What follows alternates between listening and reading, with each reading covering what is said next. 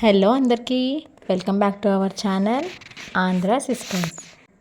తెల్ల వంకాయలతో పచ్చడి ఎలా చేసుకోవాలో ఈరోజు చూద్దాం.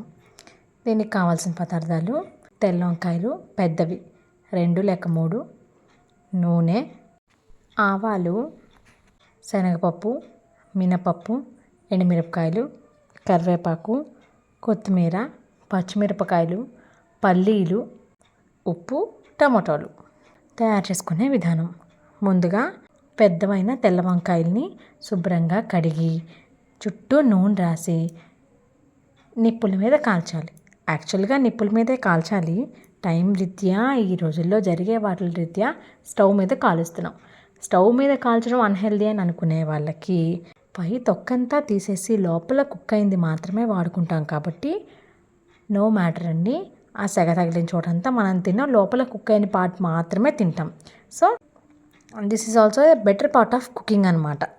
అలా స్టవ్ మీద వంకాయ పెట్టుకుని శుభ్రంగా చుట్టూ నూనె రాసి దాన్ని అటు ఇటు తిప్పుతూ పూర్తిగా కాలేలాగా ఒక 10 నిమిషాల నుంచి 15 నిమిషాలు స్టవ్ మీద అట్టే పెట్టాలి.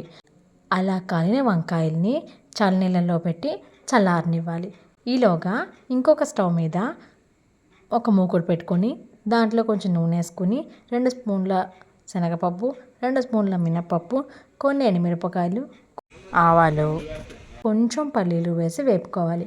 వేగిన పోపులో టొమాటో ప్యూరీ, కొంచెం పసుపు యాడ్ చేసుకొని బాగా వేగనివ్వాలి. అలా వేగుతున్న తాలింపులో ఒక 4 పచ్చిమిరపకాయ ముక్కలు, కొంచెం కొత్తిమీర, కొంచెం కరివేపాకు వేసి వేపుకోవాలి.